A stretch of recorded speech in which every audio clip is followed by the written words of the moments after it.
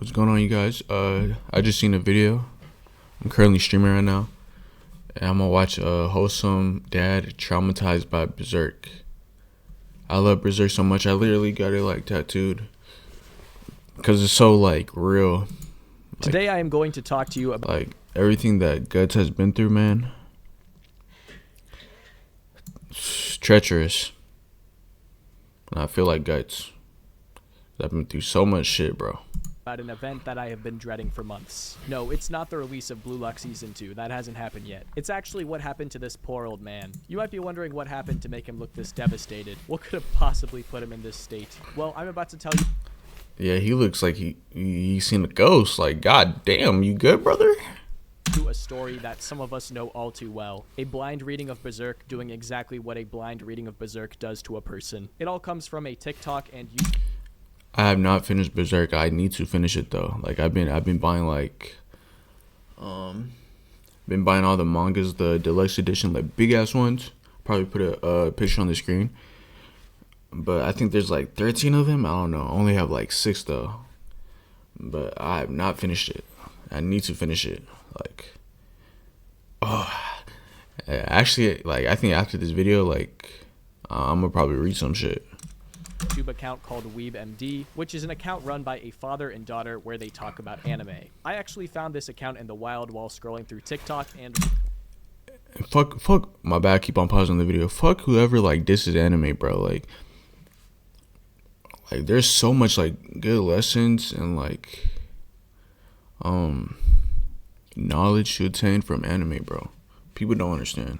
Really enjoyed the fuck content. y'all, bro. The idea behind this account is that the daughter Crystal got her dad into anime, and now he is enjoying the best series one at a time and sharing his thoughts on them. He's enjoyed many classics such as Attack on Titan, Vinland Saga, Death Note, Erased, and Code Geass. Over the last year, this dad has become an anime aficionado. He has more anime shirts than I could ever dream of, and also a far superior ability to conduct literary.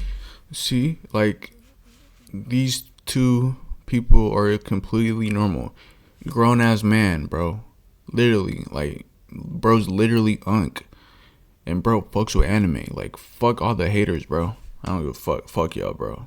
Analysis. I say that because not only does this dad enjoy anime, but he dives into it with the thoughtfulness of a Stanford professor giving their testimony on a work of Socrates. He throws out his prophecy again, talking about in a year there'll be I guess it's going to be a solar eclipse. They're pretty big.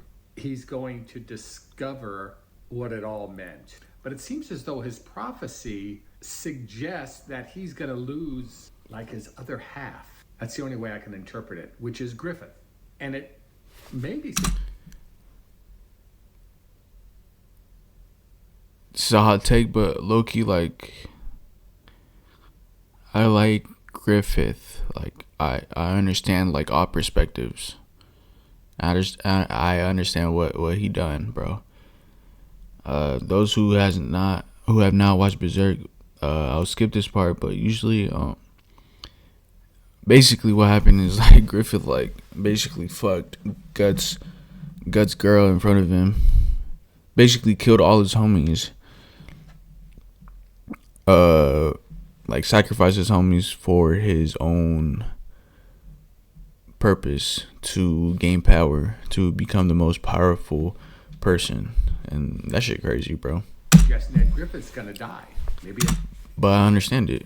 Battle or some kind of intrigue that he doesn't know about, but I'm probably all wrong. People have been tuning into WeebMD for months to see what he has to say about characters like Light Yagami, because he genuinely gives some really cool opinions and insight. However, just last summer, he agreed to start reading Beserk, and like any reading of Beserk, it went horribly wrong. You see, the thing about Crystal's dad is that not only is he a very articulate reader, but he also evidently has a big heart. If you watch enough WeebMD, you'll know... Yeah, bro, that shit's getting shattered. That he gets really invested in the anime he watches. This is a guy who can't help but care about the characters he reads about. He gets more attached Cooked. to them than I'm attached to my hand-me-down Roblox account from 2008, which is actually a huge appeal because if you really like a series, there's nothing more satisfying than watching someone else genuinely get invested in the material. Crystal's dad connects parallels, he does analysis, and he's a complete open book. He likes making both historical and biblical connections to the content he engages with. And when someone goes above and beyond to dive into media you like and even make connections about it, it's always going to be a good watch. It's kind of like the opposite of when you're watching your favorite series and your friend won't stop looking at their phone. This gentleman gives the stories he reads everything he has. He sits with individual pages and then... I'm actually very inspired by that. Like every time I read something, I'm about to give my perspective and my take on it. So like, okay. Puts them down for the night. Inspired by it. Sit in whatever point in time the given story is at. He likes to make careful predictions and enjoy what happens, whether he is right or not. I thought it would be a smooth departure. Little did he know that his friends would gather. Maybe surprise Guts. After all, the only time people gathered for his leaving was when they were trying to put arrows in him in the past. Part of me thought Griffith might not show up. He knows what's going to happen, right? He does show up and pulls his sword out as if to say, this is it, man. You're not leaving. I don't think there's going to be a battle between these two. I think Guts, if anything, would walk past Griffith That shit was funny. without trying to defend himself. Now, if it ends up an epic battle, then you could all say, Glenn, you're a fool. Didn't you see the battle coming? This is a man who gets really into what he reads to an emotional extent. The problem is that, of course, he chose to get invested in the characters of Beserk. Bro's so happy right now. Like, he is so happy. That's just about to get fucked. The greatest investment. This was actually the first manga that WeebMD chose to read, and it's certainly a brave one to start with. Beserk is not your average motivational anime. These pages are darker than my middle school journal. From the get-go, people were already commenting all sorts of foreshadowing about how bad this could go. No, Grandpa, we don't start with Beserk. Wild first manga. Bro might drop anime and manga after this. That poor man doesn't know what he's in for. Bro's never gonna be the same again. This is what I'm saying. Bro is cooked. Like, any happiness he has for the characters is gonna get fucked. Comments are perfectly valid. They are barely exaggerating. There is no piece of fiction quite as painful to read as Beserk. Beserk is an incredible work of art, but it also contains some of the most graphic, disgusting, and heartbreaking events that the average person will have a hard time getting through. It is one of the greatest mangas of all time, if not just pieces of fiction. The heroes, the villains, the art, they are all like nothing you will find in any other media. It is the pinnacle of dark fantasy. But the sheer suffering that lies inside these pages... Yeah, these are what I have. I only have 6 of them, and I have not really touched any of them because I was reading them online, like on a website. But I'm gonna start reading them, and then I honestly forgot like what happened because it's been a minute since I read them. But once I start reading them again, I'm gonna give my take because I love this series so much, and like I love talking about it, and I have no one to talk about it because all my homies think it's weird and shit. I don't give a fuck, bro. Fuck y'all. Just kidding. I love y'all, but like, such a good manga story, bro. Yeah, I need to get 7, 8, and 9, and 10. I think that's how much books there are.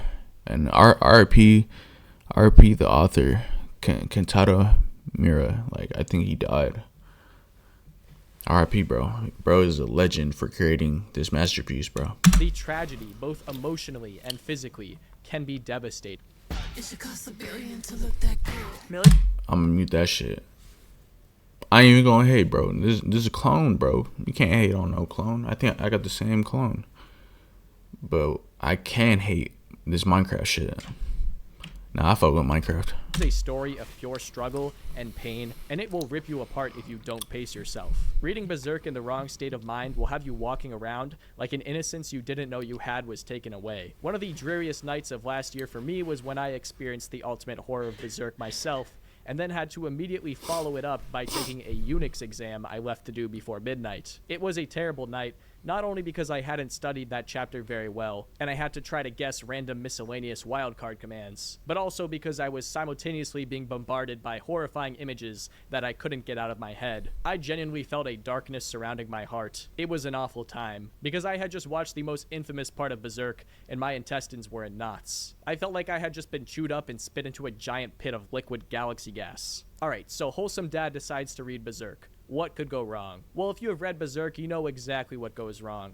There's a lot throughout the pages that is revolting. Betrayal, assault, cruelty, cosmic horrors. But there is one part of the story that many consider to be the darkest of all. And that is when, spoiler, last chance, seriously, when you get Beserk spoiled, there's no afterlife. Everything just goes dark. As we know, Griffith sacrifices almost every good person that the reader might have gotten attached to all at once, feeding them to demons in exchange for his dream, all the while everyone is surrounded by a horrific hellscape, culminating with Griffith forcing himself onto Casca while Guts is forced to watch. That's what I said before. Like, literally, Griffith killed all his homies and fucked his bitch right in front of him and forced him to watch, bro. All for his pleasure, for power. Like, this shit is crazy, bro. Fucked up. Known as the Eclipse, a scene that leaves the reader deeply disturbed, not just because of the otherworldly carnage, but also the arguably uglier actions of the once heroic Griffith. Even the most numb viewers are shook to their core by the Eclipse. This was the only time I could remember having to cover my eyes and peek through at something I was watching. It's disgusting. You see characters you grew attached to in the worst place you can imagine. So you might be wondering how well this dad handled it. Well, as he progressed through the chapters building up towards the eclipse, things were already starting to look like they were going to be spectacularly bad. But in the end, he pulled through in a way I wasn't expecting. You see, this fine gentleman was the prime victim for the eclipse. There isn't a worse person who could read this except Guts himself. First of all, the dad refused to get any sort of spoilers. Not only does his daughter screen the comments for him, but he doesn't even like to look up questions about Beserk because he's that cautious about spoilers. And of course that makes sense. I hate spoilers more than anyone. But you can understand that in this situation, no forewarning is going to be full-on pain. I didn't get any warning myself besides my friend texting me, uh-oh, when I told him where I was at. And even then, I was so oblivious that I was sending Playboy Cardi edits of Griffith back to him moments before the thing happened. I was so unaware about where the story was gonna go that when Griffith was getting led up to the water by his dream, I called his younger self Griffith Scrappy Doo. That's how unprepared my state of mind was. I could not have been taking it less seriously when I really should have. I can say that with experience, the less you know, the harder it hits. And just like with me, any question about WeebMD Dad having information about the eclipse in advance was out of the window, which means he was going to get it exactly as it was intended. Miserably. What was also not on his side is how much he loves these characters. When he first started reading, he didn't like Guts, and he didn't think he was a good guy. But as he found out more about his backstory, he began to root for him and understand why he was the way he was. Yeah, Guts has been through some shit, bro. Like, any person who went through hardships, traumatizing events, like, obviously they're gonna be fucked up. And, you know, just because you look at a person and, like, you instantly judge him, like, bro, you gotta look at his past. See what made him the way he is now. Like, you can't help but like this guy, and I do. So I've changed my opinion, and there's a lesson there too. I had to put on my Levi shirt because we're talking about a character, Guts, who has made such a new positive impression on me that he deserves to be overseen by Levi. He's such a tough little dude that he really does take over the whole frame. I need to rewatch Attack on Titan, bro. I watched it twice because, like, the first time, you watch it, right? And then you understand, like, at the end, you understand, like, holy shit, it's like a repeating cycle. Like, the past, the future, and the present are all in one. So I had to rewatch it again. And, like, I understood, like, everything just by watching it once. Rewatching it again, it was like an amazing watch. I need to watch it. Whoever, I don't even know who made that story, but whoever made that is a genius, bro. Later on, when the story introduced the Band of the Hawk, Casca became his new favorite character. Crystal's dad absolutely cherishes Casca. I'm talking in contest for Casca's #1 supporter, to the point where whenever she would... Yeah, Casca is Guts' girlfriend.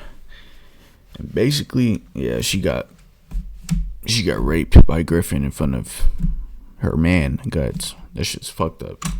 In danger, he would get super stressed. I just don't know. My God. Oh, give me a pillow. Wait.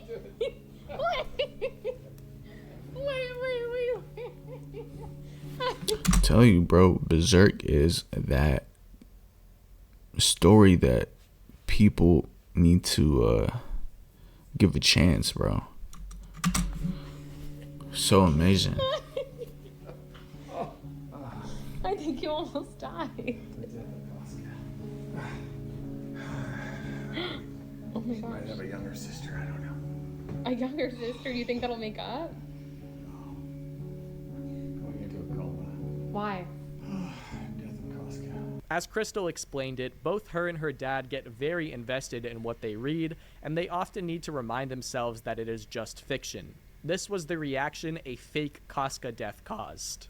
If that wasn't bad enough, he adores the main members of the Band of the Hawk and has nicknames for them. Pippin is Oddjob, Corcus is Put a Cork in It, and Jude is Sweet Judy Blue Eyes. He's completely attached to a group of people Dude, he's so fucked. that we all know Bro's gonna get shitted on, bro. are going to be treated terribly. The crazy part is that as the events towards the eclipse unfold, this man can already see the flaws in Griffith. He has excellent intuition, so he can detect a lot about Griffith in advance. He actually reads him like a book. For instance, when Griffith kisses Charlotte, he instantly calls out that Griffith has no passion in the kiss.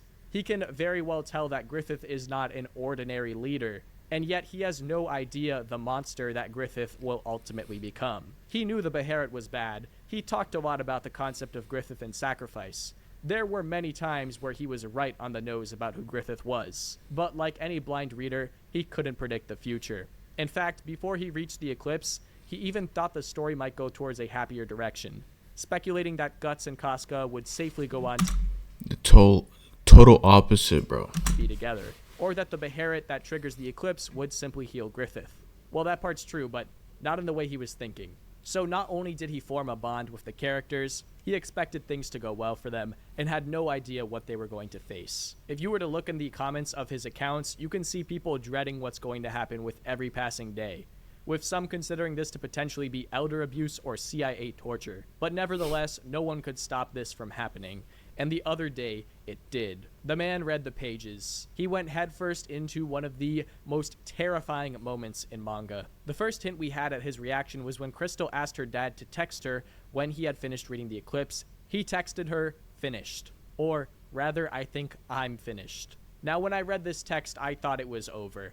I thought this man was in the pits of despair more than I had imagined. And in a way, he was, but at the same time, he also ended up being a lot more resilient than most people expected. And when I show you his reaction, you'll see a lot more contempt for Griffith than... Yo, I'm muting, bro. Shut up. Ugly ass bitch.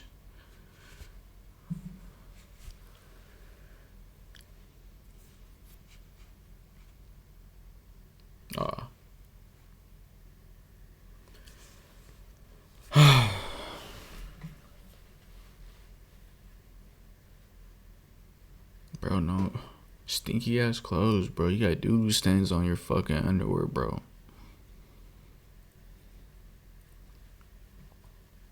I'm gonna have to cut this part out. We've been through a lot.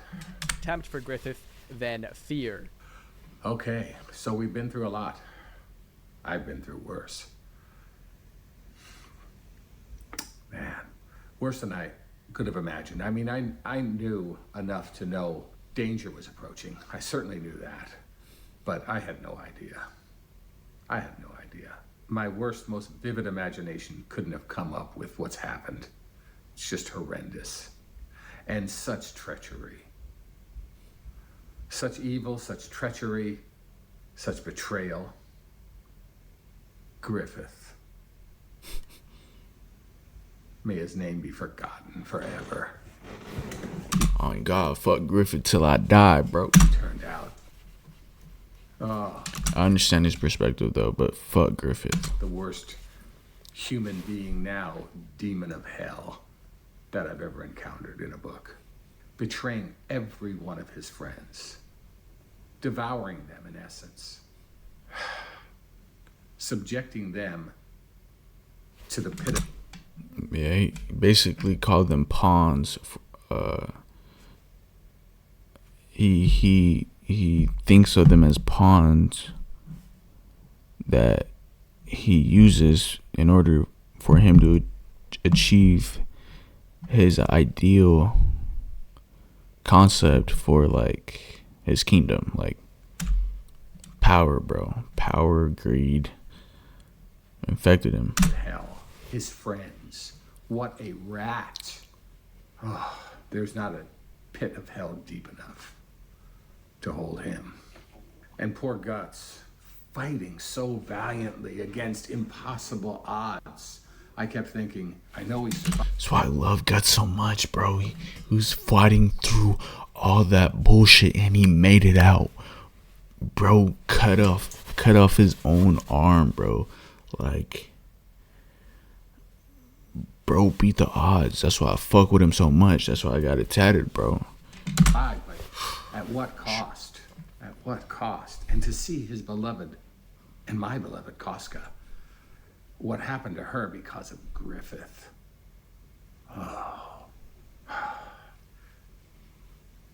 You can hear the pure disdain in his voice every time he says Griffith. And it's really funny because just a few days ago, he was referring to him as our friend Griffith. I knew he was immersed, but it genuinely sounds like he wants to personally see to Griffith's end. That is a typical reaction, but still, the scorn this man has for Griffith is legendary. This is a wise man who has seen worse, so he's not as rattled as people thought he would be, but he's certainly furious. This poor man then proceeds to honor every Band of the Hawk member, and it's super sad. Bro's cooked. Goes down fighting. Again, impossible odds. But does he ever give up? He never gives up. Put a cork in it who does not. Bro keeps on sighing. Like, bro's so cooked. Deserve that name. Bro's on his last breath, bro. Poor. I'm gonna drop that name. Poor dude. Corcus. Fighting to the end. Dispatching a lot of them. Proving his great swordsmanship. Proving his valor. He's a mighty man of valor. But ultimately, he's killed too. And don't forget Sweet Jude Blue Eyes, defending the woman he really secretly loved. Did he tell anyone? No. But what good is that? We don't know what's happened to the beloved Casca, but Jude protects her to the end. He thinks he's escaped with her, and she thinks they're getting away, but he knows better. He's taken essentially a sword thrust, and he's dying. And he's dying next to the woman he really does secretly love. Things could be worse. But of course, because of Griffith, he's dragged down to the pit of hell too. Who else did we lose? We lost Gaston. He just wanted to bake bread. That's all. And he's dragged down because of Griffith. Guts continuing the fight which Griffith caused. Evil Griffith. Evil, rotten, maniacal Griffith. To think I said kindly words about him. I take every word back. You're evil personified. The dad couldn't imagine how bad the eclipse was, but he still took this part of the story for what it was rather than putting it down. And of course, there is his reaction to his favorite character, Casca. This is what I think everyone was the most worried about. The beloved Casca, fighting after her friend Jude dies, fighting off this demon horde, trying to lustingly take her down. All because of Griffith. Yeah, bro. They're freaked out, bro. Griffith is a freak. Freaked out. Bro needs to chill, bro. Evil, wicked Griffith. A1 top tier gooner, bro. Sold out his friends, every single one of them. He didn't care.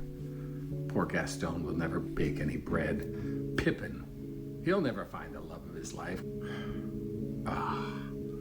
We lost them all.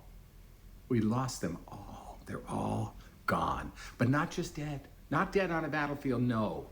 Griffith, that evil, maniacal bastard. He brought them all down. Bro said bastage. I had never heard of that word. That's how you know he a unk, bro.